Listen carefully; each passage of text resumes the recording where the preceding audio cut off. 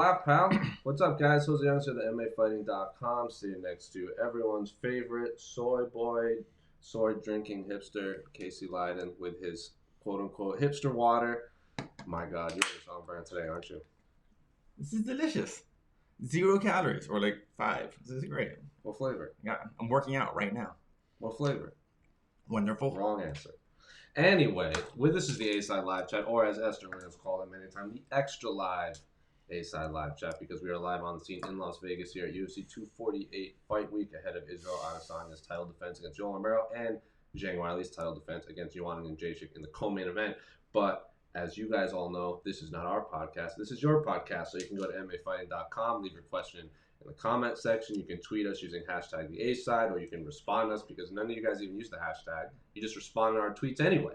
So anyway, or just roll down your window and just yell. Yeah, just yell really loud out your window wherever you are, or just in your cubicle. Just go Jose, and I'll hear it. So, but anyway, Casey, what's our first question? First question. Beep bop boop bop boop.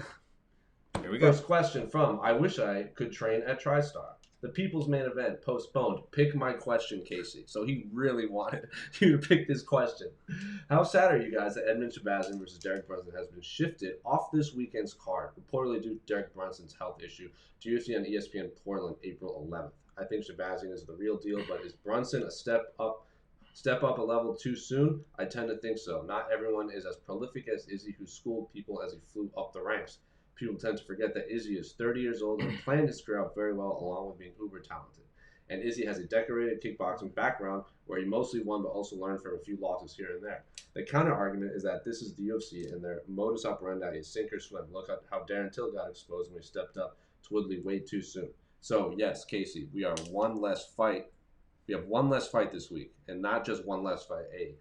As this man called it, or woman, I don't know, the People's Main Event between Edmund Shabazian versus Derek Brunson. I was a little disappointed that we lost this fight on this card. I always like having not a number one contender fight, but this is like a really high-level middleweight fight on the same card as the middleweight title fight. So you can get like immediate reactions to, like, say Shabazian wins super impressively. You could talk to like Izzy Romero after. You just get their reactions to someone else in their division. But I guess this question is Derek Brunson just a step up in competition? Is the step up in competition too high or too soon for Edmund Shabazian?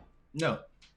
That's what we do here. Yeah. He 3-0 in the UFC? Something like that, yeah. 3-0, 3 dominant wins, I think 3 finishes? Let me find out. Yeah, well, either way, it's like I think that two definite dominant first round knockouts, and is absolutely not a. He's 4-0. He also has a TKO win. He's 4-0 with 2 KOs or 2 TKOs, a submission, a split decision in his debut, but he also has a TKO in the Contender Series. Yeah, and 2 of those finishes are sub-minute, and one of them is a minute 12. This fight is a perfect fight. What, like that's it's not sink or swim. Like you have to fight guys who are really good at some point. Like I mean, top of the food chain good. So like I don't understand, and like actually I don't agree with the whole Darren Till Woodley thing that he got exposed. Like no, like he lost. That's what happened. Woodley was the champ. He's a better fighter, and he lost. It's not exposed. He just lost to a better fighter. That's just how it goes. I don't understand this exposed. I also like this matchup because looking at like Israel Adesanya went 25 minutes against Brad Tavares. That was his first main event after he won against Marvin Vettori on the Ultimate Fight finale the day before DC Stipe won.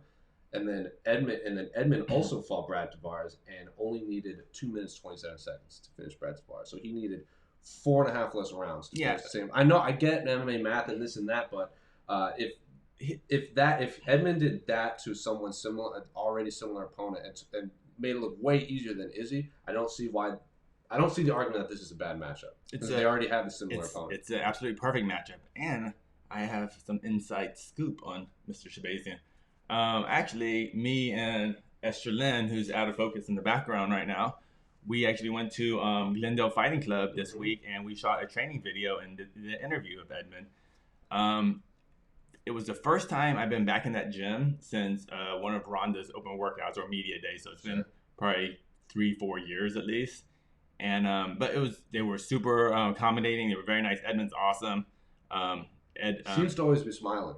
Yeah, that was a lot of my interview with him because I was like, dude, where's your mean face? Like, cause I shot him holding, I shot him doing a lot of bad work, doing a lot of wrestling. Basically, they almost did a workout just for us, just kind of gave us a little bit of everything: jiu-jitsu, wrestling, speed bag stuff, and just he did some gymnastics. It was fun. No, Edmund is he's a special fighter. Now, is he a future champ? I don't know.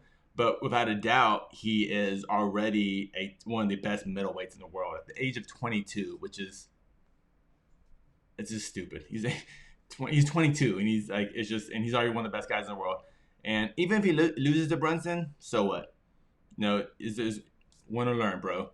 So he's got to fight a better fighter to find out where he's really at. And I would be really curious to see, even if he does lose to Brunson, how he deals with the first loss. Yeah. I think you learn a lot about a young fighter, about how they do. Like you saw Macy Barber lose to Roxanne Modafferi. Like I don't really have an opinion one way or another on her reaction to it, but I know a lot of people were kind of turned off by Macy and her team's response to her first loss. Again, that was another veteran versus undefeated fighter whose goal was to become the youngest champion in UFC history. And Edmund, he's been very public, like kind of it's not like he kind of explained. It's not like into the war if it doesn't happen. But yeah, he has 1 year. He has until July somewhere. He said somewhere in July of 2021 to be the youngest champion ever. So he feels he's right in pace. He feels he beats Brunson, and then he has one more win after that. Everything lines up for him. But he knows, and he's very like, he knows I have to beat Brunson. So he's not like, I gotta fight this guy next. He just knows if I beat Brunson, I probably have one more fight, and then I have my chance to make that dream to be that record coming true. I think what's benefiting him too is he's winning quickly and he's not getting injured. The only hang up for that, well, I mean, it might not be a hang up, is if this Darren Till Cannonier fight had kind of actually come together, we would have, like, the winner of that would probably be number one contender for the winner of Saturday night. Well, we also have Paulo Costa out there. It seems like there's a lot of people to go through to get to that title fight. Like, he might be undefeated. He might just be like third in line at something for a while. There's no line. It's like whatever the storyline is better. It's like you jump and like Jose Aldo wasn't number one in line, but he has a storyline, and they feel they can sell more tickets that way. So that's why he jumps in line. Mm-hmm. So who knows? Maybe by the time next year rolls around, there's a UFC pay-per-view in Los Angeles. He fights at Los Angeles. You have the Ronda connection. He's Armenian, right? Yeah. He's very Armenian. Yeah. A whole Armenian. Yes. The Glendale crew. I remember. I don't know the exact publication, but it was an Armenian publication. Went to the MSG card strictly for him. Yeah. I believe Kyle Chukagian too is Armenian, or has some Armenian. Yeah. So like they were there, but mostly for him. Yeah. So he has a lot of the same. I feel like a lot of the same coaches that worked with Ronda's wrestling coach, and obviously Edmund Tavarian, his striking coach, who he has been with since 10 years old. He told me he walked into that gym as a chubby 10-year-old trying to lose some weight to a karate class. And from there, he's just like, he's never gone to another gym. He's never trained under a different coach. And I was like, holy moly, it was like since 10 years old. That's insane. But so back to the question. Was this too much too soon? Pretty much. No, this is what fight. That's what I also do. Like, even if you look at rankings, even if you believe in the rankings, like this fight makes sense on paper too, just based off of their trajectory in the middleweight division. Yeah, and props to Derek for taking this fight. This is one of those risky fights, but he also is maybe has a fit. Well, this also, like, I asked Roxanne Modafferi about this before her fight against Macy. Like, outside of the title fight, like, Macy had so much hype behind her. Like, is this the biggest fight you could take outside of the title fight? And maybe that, I don't know if there's a lot of really like high caliber fighters in the middleweight division, but I think Edmund Shabazian has so many eyeballs on him that this is one of the bigger fights Brunson could even have outside of like a number one contender main event or a title fight. Yeah, I definitely feel people like Brunson versus Brunson Cannonier. Yeah, it's two top ranked guys. I want to see that. I want to see that. But the vet prospect thing is just it's always a great storyline. And even look at like. I keep going back to this, but Roxy has never been more popular since she beat Macy. So, like, say Brunson does win, dominates in spectacular fashion, that's more eyeballs than Derek Brunson too. He builds himself back up. So yeah, couldn't agree with you more. This is perfect. I'm not as big on vets versus prospect fights as you. I don't mind them. I don't really like. A lot of them make sense, but this fight in particular, I really like this fight. And it made perfect sense to be on this card, which is originally what it was supposed to be. I think it's now on UFC Portland, which is I'm not sure where it's probably the co-main event. I think, but it's unfortunate. It wouldn't be a co-main event. Co-main. I'm not sure what was the main event is over in Wall Harris. Okay, most likely co-main event makes sense. Don't hate it. So good fight. But I also don't agree in the last part about Darren Till getting exposed versus Woodley. I just think that's just silly. Woodley was better. Woodley was better. You can also tell Woodley scouted Darren Till. I think this is kind of a tangent, but I think Woodley's ability to game plan specifically for opponents is vastly underrated. Like when Darren Till, he's trying to do like that lead uppercut, like he did like a jab to a lead uppercut or whatever it was. And in that like split second between jab uppercut, Woodley just exploded. So like he knew that was coming as soon as he saw the jab, and then you saw him cock back the uppercut. Woodley hit that like split second opening. Yeah. So it's like he scouted his opponent, took advantage of it.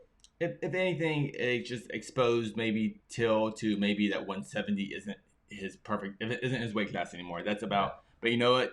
Win or learn. Win or learn. I should write a book about that. It's a good winning or learning. I think John Jones said something about that. UFC 247. You win and learn, but sometimes you can do both. Classic John. Anyway, next question. Beep bop boop. Okay, question disappears. New question comes up. From Lodovic, longtime commenter, even dating back to the former El Shadi Raimondi days. Playing possum. Hello, gents. I guess you're all pissed at Cutelaba, and I'm never going to pronounce that last name, so I'm not even going to try. Fight was stopped with both fighters still conscious, but who's to blame? Everyone is calling the refs for the refs' head as usual, but I wonder whether we should cut him some slack. Cutelaba was trying to fool his opponent, but at the same time, not to fool the ref. But I'd argue his opponent has a much better chance of assessing how much damage he's doing. So which one is it? A, was that an outright wrong strategy for a sanctioned fight? B, should Ian have talked to the ref about his intentions up front? C, should we burn Kevin McDonald on the stake for being incompetent and hire a new official? Thanks. I don't think it's any of those. I don't think that you want to burn the ref for being incompetent and hire a new official. Like, he made a mistake. Mistakes happen. It was a horrendous mistake. It was one of, if not the worst stoppage I've ever seen inside a UFC octagon. I'd have to go back, but like recent memory, I can't think of a worse one than that. Before this, as far as like high level MMA, the worst stoppage I've seen was actually Jermaine versus Aspen Ladd. Hated that stoppage. This one was worse. The Cutelaba one was even worse. It was like, I think I've gone to so many amateur shows in the Los Angeles area, and that wouldn't even fly at an amateur show. It's just like it made I think it was obviously a panic stoppage because I think what happened. You could see the ref just kind of. Well, I think because remember at the beginning, the whole thing at the beginning when they bumped chest right before during the fighter announcements, which that was crazy in its own right, but the stoppage just kind of people forgot about that whole the chest bumping thing, and I think he felt I don't want to say he felt like he dropped the ball on that one because like there was no one, and so he just kind of felt like I messed up. But so there was definitely a panic stoppage, I feel. And dude, Kevin McDonald? Yes. Yeah. Kevin McDonald, he's a very good ref. He is. He's a very good ref. But no one's perfect. And refs do fuck up. And that's all it is. It was a fuck up. Own it. Make it a no contest. Run it back. And the whole playing possum or whatever. It's rope-a-dope. I don't care. It may have been. That may be bullshit. Maybe he really was doing that. Maybe I think he actually did get hit, and so okay, I'm gonna kind of flow into this. And he clearly was playing some sort of possum / rope-a-dope because like he had this whole like I remember like it was actually bad acting. If you just watch his head, like who gets hit and goes like this? Like, it's like we're not it's not cartoon. You saw it one time. Yeah, that's what I mean. Like it's just and his legs are, but Kevin Lee's legs are going out. Like, well, so that's what I was going to say. His legs were there. Like his legs, like he was just moving. If you listen to John McCarthy and Josh Thompson's podcast, they do. John McCarthy, the obviously former ref now, Bellator, went in on Kevin McDonald, and his whole thing is like when I'm watching a fight and I see someone get hit, the first thing I look at is their base. Like if their base is sound, they're in it. if their legs are going all like Bambi, like jangly legs, like that's when I start to get closer. But like watching that fight, he might have been like doing this, but his legs were planted, they were steady, they were good. So he goes, if I saw that and I looked at his legs, I'd be like, this is nothing. Like John McCarthy went hard in the paint on Ken McDonald. He's like, this is unacceptable, this and that. Like, and he talked a lot about how looking at the bases, as a referee, if you see someone get hit and they're like might be out of it, look at their legs because they just might be kind of dazed. But if they're still in it, you don't fake the legs. You can't. Like, I mean, actually, Anderson Silva did this all the time, but his legs were always there. Like he get like I forget what fight. Maybe it's Weidman a little bit. He get hit like, oh, I'm hurt. That was the first Weidman one. But his base is still there. He's not like, he's not falling out of frame and everything. He's right there. It's just, it was a bad stoppage. It was the worst stoppage worst early stoppage from strikes.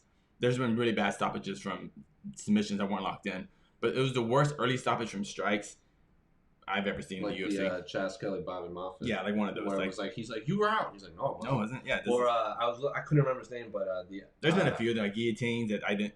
I believe didn't Drew Dober get one like overturned and something like that. I couldn't remember, but the Abdul Razak Al Hassan fight against Sabah Hamasi the first time at UFC 218, like Hamasi like went in for a takedown or something like that, and I think it was Herb Dean. I can't quite remember. Thought he was like got punched and fell. So he like ran in and stopped the fight when he was completely fine. He was just shooting him for a takedown, but then they immediately rebooked the rematch. Like even Dana White was like, that was just a mistake. Like did Dana? I haven't watched Dana's scrums. Did he say anything about that fight? I haven't. I know. A lot of that narrative left after the main event because it kind of overshadowed like that, like everything else. But so I would say none of these. Yeah, none of these. But Kevin McDonald, very good ref. He just made a bad decision, and that's okay. That's okay. Everyone makes mistakes. As long as you own it, that's all. Like Herb Dean's made a lot of mistakes. Yeah. People consider him one of, if not the best referees in the world. I think John McCarthy is a great ref, and I've seen him make some bad decisions. It's like, I get it, man. There's two men just trying to literally decapitate each other. You really hated that Aspen Ladd stoppage? Oh, it's horrible. I didn't think it was. I didn't because she took no damage at the beginning. Because that's the thing. Because I've been to the ref courses and stuff, and one of the big things is about how much cumulative damage they've taken up to that point too. Like say if Aspen Ladd had got like beat up in the first round a lot, and then the second round she gets dropped right then. Like you have the ref gives you a much shorter leash basically. But that was like the first strike of the fight. She was like on all fours facing the other way, right? Yeah, but looking up. Sure. She was like, it's like. She's actually defending herself properly, it's a bad stoppage. I mean, but the Kudlova one worse. Yeah, that's one of the worst. One of the was Josh Barnett. Frank Mir was kind of playing possum too. Like I think it was Barnett had him in like the clinch, like against the fence, and when he landed a knee, Mir dropped to his knee, dropped down to the ground, because he wanted to go to the ground. So it's like he got dropped. But and then the referee jumped in and stopped it, and Mir was like, I'm fine. Like this was the plan. Well, I don't remember the details of that one, but Fedor.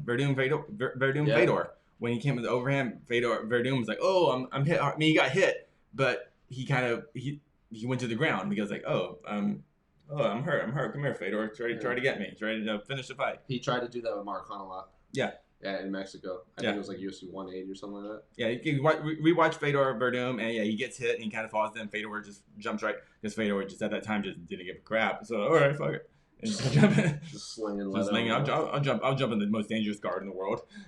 Bad stoppage. Yeah. Real bad stoppage. There's a lot of that. There's a lot of playing possum. Yeah, a lot of playing. I think we in MMA, we don't see that much playing possum standing. That's what it is. Most guys... It's a lot of jiu-jitsu guys who play possum in the sense like they're hurt and they go to the ground. We don't see too much like I'm hurt and still standing.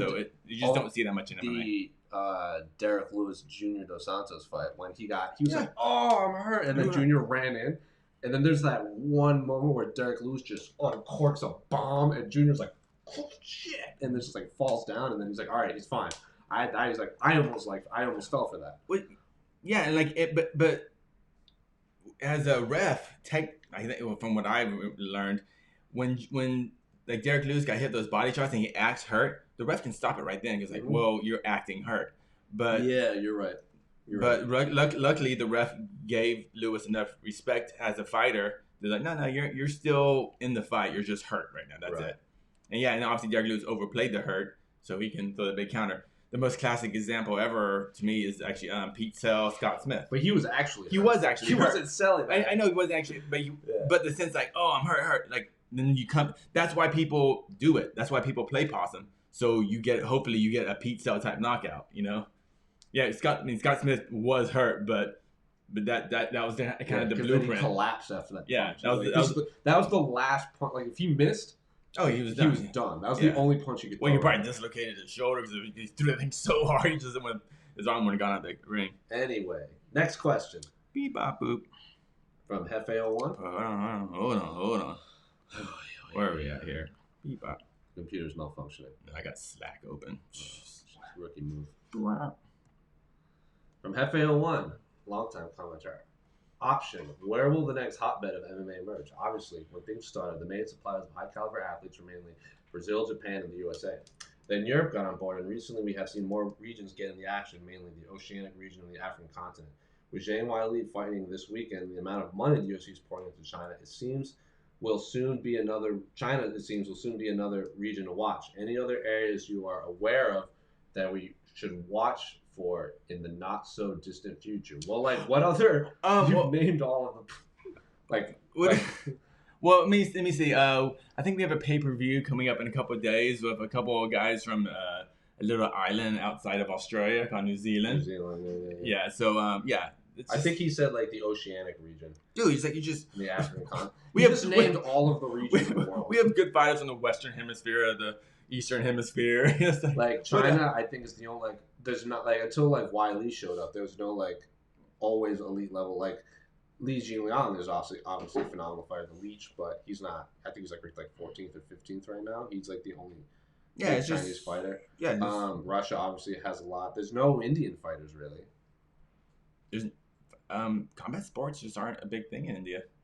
Apparently not. It's just not. Isn't that where Super Fight League takes place? But it did take place.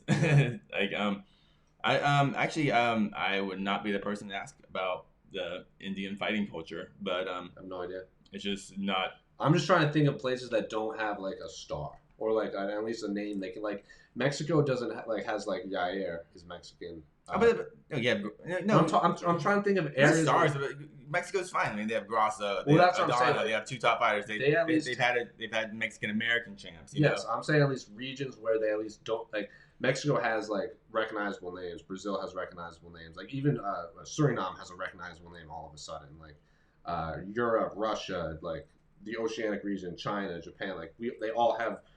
Even now, Africa has two champions, and Francis Ngannou could get a title shot after his next win. I'll be interested to see, but as far as the African continent goes, when will we get a top tier MMA fighter who actually trains there? A lot of these guys they're raised there, but they never train there.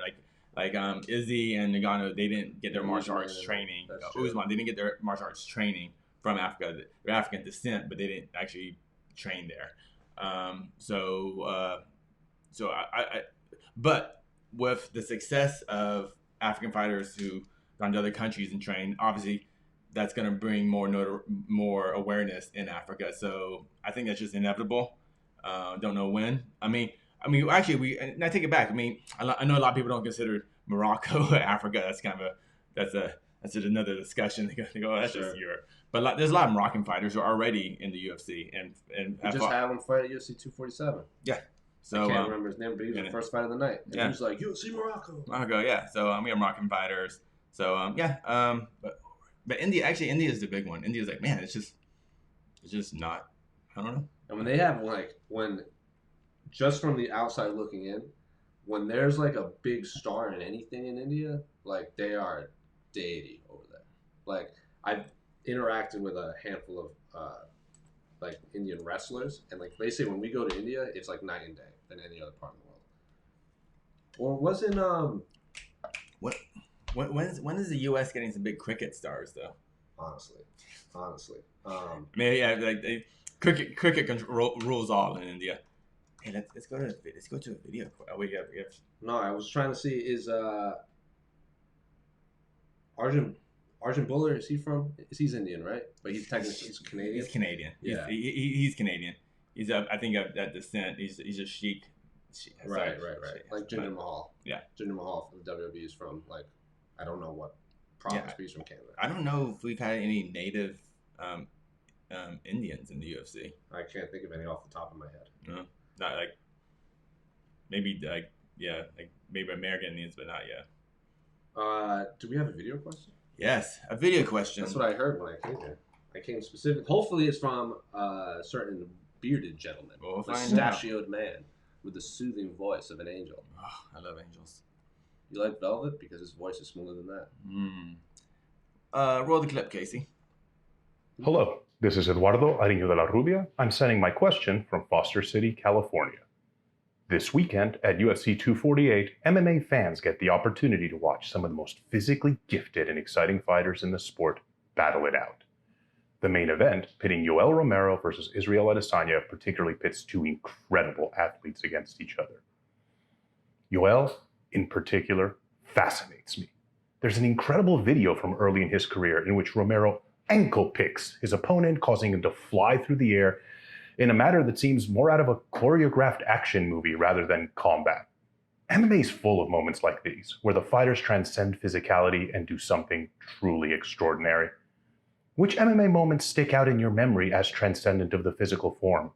Which fighters most often remind you that although we all may be created equal, we clearly do very different things with what we've been given? Thank you very much. My God. That is a handsome question.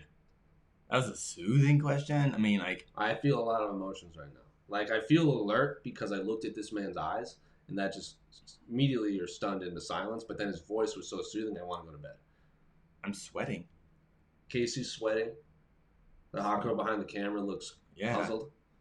Yeah, the hot girl, she's just like... she's just deleting her Tinder account. She's like, I know who I'm going for. She heard Eduardo was doing it, and that's the only reason she stuck around. But anyway, he did ask a question. Question. What moments like transcended the human physicality that you saw? Off the top of my head, the two of them right now. DJ's armbar over Ray Borg in the 5th round. Try that in the gym. Go ahead, give it a try. You'll break your neck.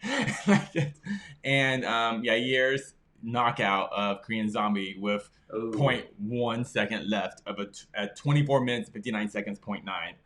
That was just the timing to go through a 24-minute. He was losing. He was losing. Wasn't dominating, but he was going to lose the fight. And to somehow go, oh, I got it.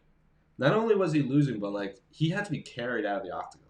Yeah, his coaches were holding him up. That's what I mean. He didn't throw that. He threw that at a broken body. He threw in that, and That's very similar to the Smith knockout, where he's that's the last. If he missed that, it was over. Well, it literally would have been over. Yeah. Those are on the top of my head. I always think about. Another one I love always is actually not in the sense that it's just exceptional athleticism, but just to wear it all, just to throw it right then was Fedor's knockout over Arlovsky. Arlovsky was winning. Arlovsky was actually winning the fight at that time. He was just winning a stand up, and Arlovsky goes, "Oh, I got him. Here comes the flying knee." And just out of nowhere, the reflexes and the speed and power and accuracy that Fedor threw that overhand on Arlovsky. I was there in the arena. Esther was ringside for that, and it was just still I don't get it. Watch it again in real time, not knowing what's going to happen, especially kind of. Mm-hmm. It's just those are a few of them I think right now. When I think of moments where I saw it and I was visibly oh shit, that was insane, was when Cormier fought Dan Henderson. I think it was UFC 173, when Henderson was just getting tossed like a bag of potatoes, and then he turned his back and tried to run away, and DC just grabbed him and just sweeped him and then pulled him back. He's like, come here, old man. That to me was the definition of getting big brother. Do you remember the crowd for that event? Yes, I do. The crowd was literally booing DC for for being a bully. Well, it's because they beat up Dan Henderson. Dan Henderson's lost before, but it's the fact that he just kind of he bullied him. He's like Yeah. just like big brother, and like you're That's old. similar when Cormier scooped Barnett in the air. I think that was like the 4th or 5th round. Yeah, too. and that was like for the championship, and that Yep. was like he was still like fairly new to the game. Like that was to me. Everyone kept talking about this Daniel. Like I knew who Daniel Cormier was, but he had so few fights, and people were already then talking about like, oh, if when the UFC buys Strikeforce and he goes to the UFC, he can't be champion. Like, could this man be the one to beat John Jones? Like, because he's so small, they thought he could cut. Because also at that time, people were talking about like, oh, Fedor's a small heavyweight, like Daniel Cormier's. Remember they called him a Black Fedor for a while. Yeah. So it's like if he goes to the UFC, could this man beat John Jones? Like, I don't know about that. And then after watching that Josh Barnett fight, I was like, maybe, maybe it's a damn good fight. A lot of other crazy. Anderson's flying knee against Bisping was pretty insane, even though it didn't finish the fight. Just the timing of it, like the accuracy of a flying knee to the face. Hey, like pick up your gum shield. What? Yeah, and then just ate it. Romero doing the when he fought Machida. Remember when he like jumped up in the air and then landed down really low, like he was gonna get the takedown. And Machida was like, "What the shit?" And all of a sudden he jumped back up and punched him. He jumped up, landed guys low as possible, and then punched him. And Machida was just like, what is going on right now? I mean, I'll just go back even very recent. I mean, Izzy versus Whitaker, like those exchanges, like when you watch them in real time, like they just kind of like, oh, they're just throwing a bunch of bombs, I guess. But when you slow it down, you see so many movements, so many. Like I think the first knockdown in that fight into the first round when Izzy knocked down Whitaker. I don't know what happens. He throws like a left. It gets blocked, but then Izzy Whitaker counters with a right, and he brings his hand back and blocks it, and then just plants and boop. It's just like the balance, coordination to do that in this firefight right there within inches of each other. It's just I don't get it. It's just and obviously that's Izzy just being a great athlete and having just 75 victories in kickboxing at a very high level. So that's I know there's got to be a Barbosa's wheel kick was uber impressive. Dude, actually, I still love watching. It's probably the best 7 seconds of MMA ever. Or is it 7 seconds? Ronda over Kat Zingano. Oh, the wherewithal to like just she catches that flying knee. They do some crazy cartwheeling. Both of them are on their head. And then she catches that arm bar. And that was bananas. I can still watch it. I mean, I see the mistakes Kat made, but the fact that mistakes are made all the time. The fact that Ronda just saw the mistake and didn't let anything go. That was unbelievable. It was unbelievable. Still, man, come on, I got to think of a couple more. Just like things like that's not human.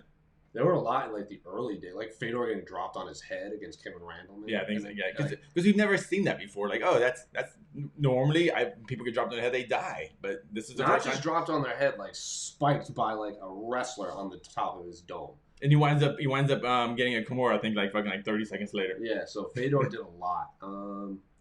The Rampage like slamming was it Arona? Yeah. When he got him in the choke and then slammed him down. Michael Venom Page breaking a man's skull with a knee with a Cyborg, and Cyborg's face was so shattered he couldn't fly home. Remember the X-ray they had? Yeah, it's like you just see you just see where his knee landed. Yeah, it's like that was so accurate. Like accuracy is like this is stunning to watch in that fight. Similar to what I like. Moments where someone gets they're so accurate, it doesn't look like they hit hard, but it like wobbles their opponent and then they take advantage of it. It's like Korean Zombie's like flying knee on Poirier, and Poirier's like, oh man, and all of a sudden into a Darce choke. It's like split second, like thought, like they think it and then they just do it. Is unbelievable to me. Like if I landed a knee on just Poirier, I'd be like, oh man, like what do I do? I'm sorry. Like I do it. I'm just like Izzy said it. I watched like pretty much every press conference with Izzy before that. Like he goes, like when he lands, like when he hurt Brunson, you see him kind of like looking for an opening. Mm-hmm. Where like if I in a magical world where I punched Derek Brunson and wobbled him, I would just be like, I'm just running to just try to finish him, and Brunson would be like, nah, you're dumb, and then he'd just kill me. But like split second thought process like that in the middle of a firefight, like you said, unbelievable to me. Yeah, So it may not be the most physically gifted thing, but it's still mental. Win or learn. That's the moral of the story. Do you have any other video quest submissions? We're ready for another video. All right, sure, why not? Boop, boop, boop, boop, boop, boop. All right, roll the clip, Casey. Hello, this is Eduardo Ariño de la Rubia. I'm sending my question from Foster City, California. Severe acute respiratory syndrome coronavirus 2, better known as 2019 novel coronavirus or Wuhan coronavirus, is a public health emergency, if not already a global pandemic. The virus seems to spread quite easily, and the infected can transmit, even when they're asymptomatic.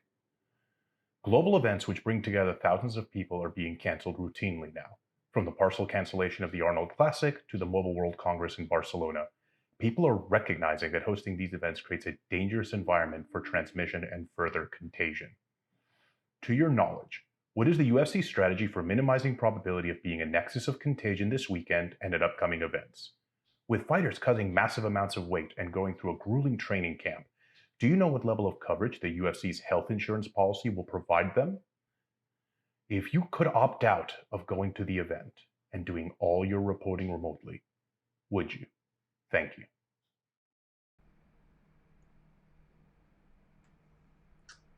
Debbie Downer. Well, there was a lot to unpack in that question.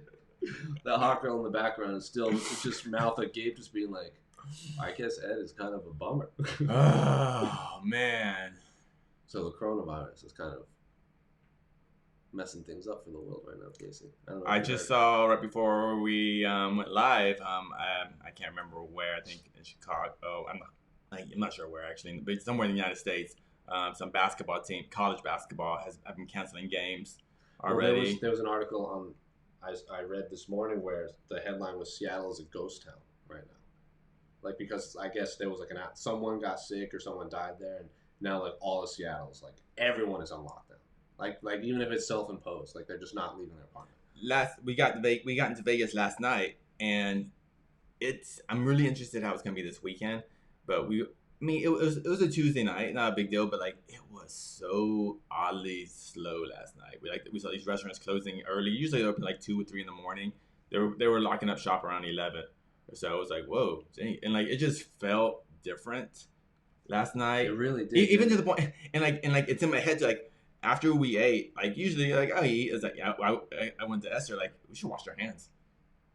And so like I'm in the bathroom. Like, you go to the bathroom, you do your quick, wash hands, you leave. And now I'm in there, like I wash my hands, I go, no, I'm gonna stay here a little longer. You know, you're just everything. It's just, at least for me, I feel like it's just in the back of your mind all the time now. And but back to the question though, I don't know the UFC's exact plans.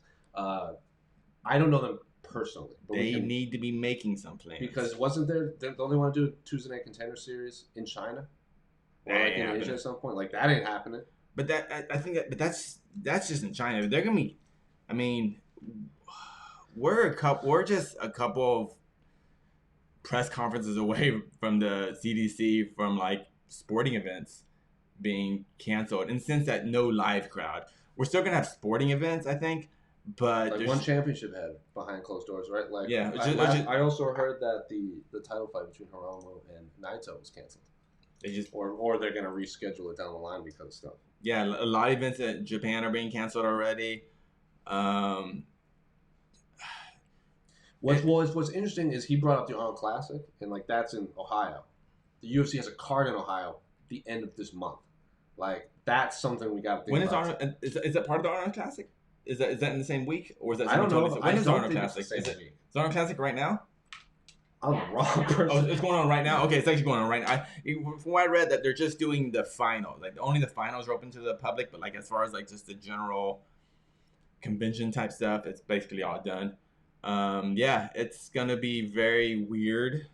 Weird being the most positive outlook. If it's just weird. Wash your hands, folks. Wash your hands. I think there's a good chance that for the UFC at least, that they're gonna stop having live events of live crowds pretty soon and moving those pay-per-views actually to the UFC Apex Center. Apex Center, what's it called? Yeah, the Apex. The Apex, where they have like, and basically they're gonna have fights there. Actually, not contender series fights, but like big fights there with just family and friends, media, and the production crew. God, so we could see like Romero, Israel Adesanya, and just like here all the. Oh my God, that'd be like really cool, but like I don't want it out of that scenario. I don't want. That would be cool. That's cool, like to look at, but like I wish it wasn't because of this. But it's gonna be like that for everything. Like they're gonna probably, I mean, they're gonna be doing baseball games for empty arenas because it's not like we can be by each other. It's big crowds. You just can't have big crowds. So like we're still gonna be doing our going to the grocery store, doing our things, but you're just gonna avoid any big crowds because that's where everything gets crazy. And that's why. And Vegas is gonna become a ghost town. Like this place is just a giant petri dish of urine. It's just putting it nicely. Yeah, I think that's his motto. Like, what is and the final question he asks, he goes, would you cover fights from the comfort of your own home? Yeah, that'd be awesome. But I'm not. What I won't do right now, I won't fly international. That's for sure, because you just might get trapped. You never know. That's very true. You might not get sick. They might not let you leave. Yeah, you go there, a breakout happens, they're like, you're stuck there. And like, and I'm also curious too. Like, dude, eventually, this is gonna happen too. Fighters when they're especially getting toward that into the fight camp, they do get a little sick. They're depleted. They're cutting weight. And they start getting a runny nose, all of a sudden, all their teammates in UFC be like, whoa, you got a runny nose. You got to get, we're going to have fighters pull out of fights for just a slight cough. Because do you think that opponent wants to go, this is too risky? It's just, I think we're going to have lots of fight cancellations because of this. It's just going to be, I think there's going to be so many unpredictable things that are going to be happening, and none of it's going to be fun. They got 2 major pay-per-views coming up in international. We got one in Perth and one in Sao Paulo. Right, where are you canceling events in the States? Brooklyn, dude. Habib versus Ferguson. Are we gonna go 0 for 5? Well, that fight was never announced. It's never announced. Yeah, they didn't make a poster for it. There's not a press conference for it on Friday. We won't be covering it live. Those aren't even real people. No, not There's real no people. lightweight champion. Tony Ferguson's not a real person. He's not not on like a 14-fight win streak. He definitely hasn't lost since before women were in the UFC. That's true. Another issue, it won't affect this fight because Habib's already in the States, but all these international fighters, they're going to start closing. If it gets even slightly worse, they're going to start closing borders, and you just won't be able to fight internationally. And so Izzy may win, may lose, whatever, but I don't know what's going on for that next fight. I don't know if he can come back in the States, Like you saw the hoops that Weili had to. Yeah. What about Leach? What's his story? I think he left too. Yeah. I think it was our own Guillermo Cruz wrote something, and one of the things he mentioned, like Yao Zhanan, I believe is her name. She beat Carolina. Yeah. Was like her, Weili, and the Leach were all left China. I don't know where they went, but he had written something up. Yeah, and for those fighters, yeah, they can leave China for their training camp, but they want to go back home. That's where they live. Eventually, I don't know. Well, if they go back home, can they come out? So that's the thing. I can't remember if it was Embedded or Anatomy of a Fighter or Raptors. There's so many vlogs going on this week. But Weili was like, when she had to leave, she called her mom and was like, "This sucks. I have to leave." Yeah.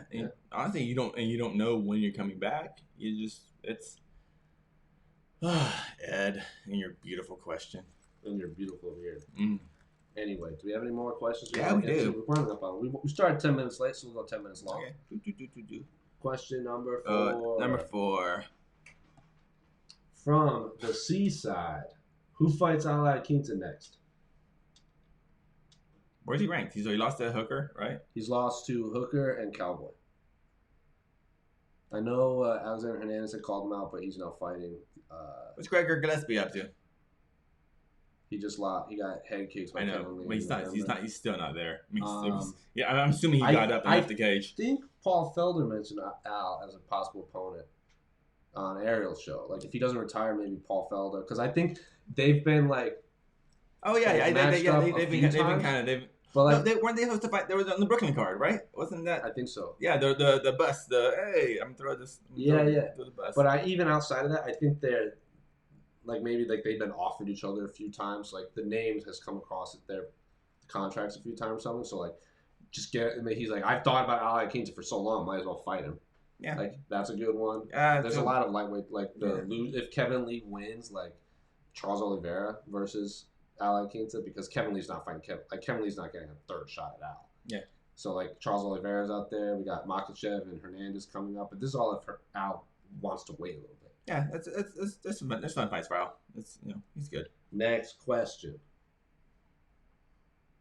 from fan of Mr. Stationary, and I will note his Twitter profile picture is a picture of my usual co-host Pete Carroll holding up a giant crystal salt rock lamp. So way to stay on brand, fan. I believe in fan of Mr. Stationary is the one that dubbed Pete Mr. Scissors. So shout out to the long time listener, Mr. Stationary. But thoughts on Nate throwing shade at McGregor?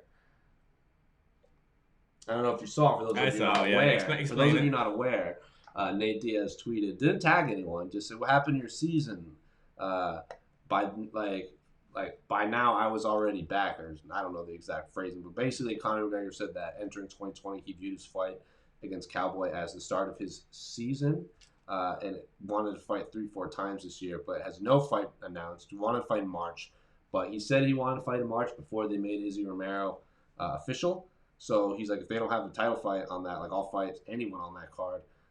Now there's supposedly Gaethje's been put in front of him. I know I want that fight. I want to watch that fight. I don't know when that happens. But what do you think of Nate, to answer Mr. Stationary's question, what do you think of Nate throwing shade at McGregor? I think Nate's a little bored right now. So like, all right, I mean, just dude, like. We can talk about it for a while, but man, this literally could be Nate just high, taking a poop on his phone, like boom, send. All right, whatever. It's cute. It's cute. It's cute. That's about it for me. Like it's. I want to see the fight. I thought like as soon as the second fight happened, I came out of that like, ooh, can't wait till they fucking book that third one next week. Like yeah. But I'm just kind of like, whatever. I mean, I still want that fight. I want it, but I'm not emotionally invested in it anymore. Anything else you want to say on the? We got a few more questions. Wait, one more question. Let's throw this one up there. Here we go. From Mark, a lot of numbers. Mark 12041202. All right. So I guess he was the 1/12 millionth person that wanted Mark on Twitter. It's Hooker versus Dustin the fight to make. Does 3 rounds favor Dustin or Hooker more? It'd be a killer fight on the Aussie card, but I can't see it being a three rounder personally. Hashtag the A side. I agree with Mr. Mark right here. I like that fight a ton for both of those guys, but Dustin Poirier himself said, "I got 5 rounds for you." So when Dan Hooker goes like, "Who should I fight next?" or so and so, or I can't remember the exact phrase Dan Hooker said, but Poirier was like, "I got 5 rounds for you." If they want a 5-round card, like I'm 100% in for 5 rounds of Poirier and Hooker. I don't want a 3-round fight between these two. We got ESPN cards coming up. We got Fight Night cards coming up. Who's a favorite more? I don't think it necessarily favors any guy anymore. I would think in a 5-round fight, I'd probably favor Poirier. He's been in a bunch of them. He's had those 5-round wars with Gaethje and Eddie and. Yeah, but he's been in a bunch of wars. Hooker now has that experience. He's also Poirier got run I think Khabib ran through Poirier. Yeah. And then but he didn't take a ton of damage. And then Hooker's also been run through Barbosa, who just beat the soul out of him. Like Hooker's body collapsed. Like his body gave out before he wanted to stop. So I like this fight a lot. No, it's a great fight. I just I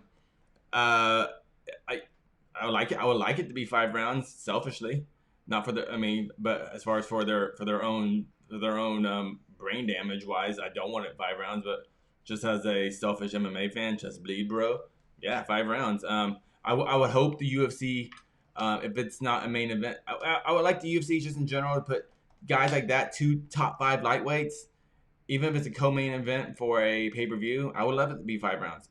But I want those guys paid to be a 5-round fight. I don't want them, because those are longer training camps. You got to pay for more training partners. It's just harder on your body, and you're gonna potentially take much more damage in that extra 10 minutes. So I would hope Dustin and Hooker, if they are going to fight 5 rounds, won't get that paper to match it. But it's an awesome fight. Yeah. 10 out of 10 fight. Cool. We had other questions. Yeah, I can pull them up. Here we go. One more question. What was the question? There we go. So, another question from Mark, I assume directed for me, is what happened in Akita coming true in 2020? Yes, 100%. Akita, Otomo, the creator, director, and mastermind of the Akita movie and manga, saw this coming. You've read Akita? Akira? I forgot you're wearing a camel hat. That's right on brand for you. You read Akita? You've seen Akita? You seen Akira? Hey boy, you seen Akira? Yeah, I like drinking. I like watching some Akira and drinking some sake. Have you seen that movie? No, I haven't actually. Really? So in that book, the 2020 Olympics are coming up in Neo Tokyo, and the government is advising like a shutdown because of a potential pandemic. Really? Yeah.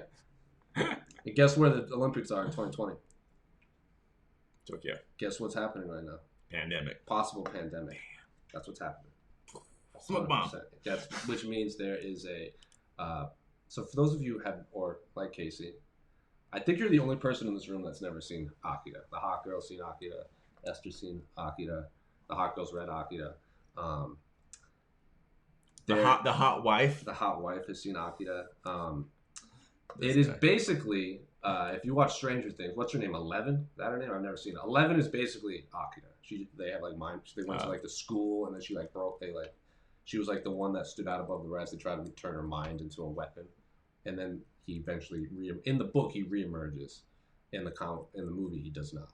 So is the book based on the movie? No, it is not. Oh, okay. It's not. The movie is an abridged version of the book. Supposedly they wanted to make what's his name? Who's the guy who made the Thor movie that you really liked?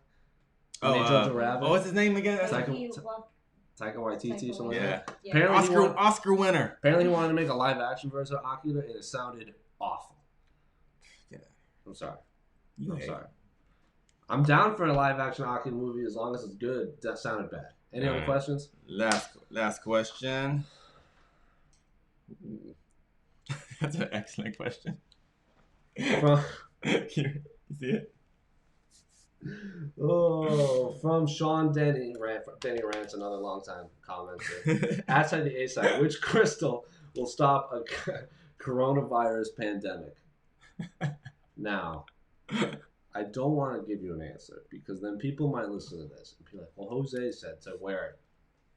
Jose said to wear a pyrene around my neck. I won't get the coronavirus. I don't know. So I don't know. You know who's a good person to ask? The Crystal Queen Jessica or Pizzi. Because he seems to have a massive affinity for the crystals now.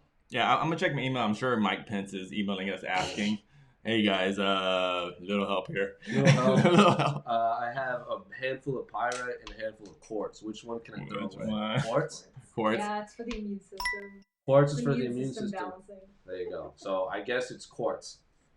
Okay, so yeah, that's your answer. That's the official answer from the A side. If you don't want to get coronavirus, go to your local crystal distributor and buy some quartz and just wrap it around your neck and your ears, up your nose. Like actually grind it up into maybe like a powder form and just lather it up in your hands. Sing happy birthday twice, and that's about how long you should do it for, and pandemic free. And then you can go to the 2020 Olympics in Tokyo and, so and watch Akira.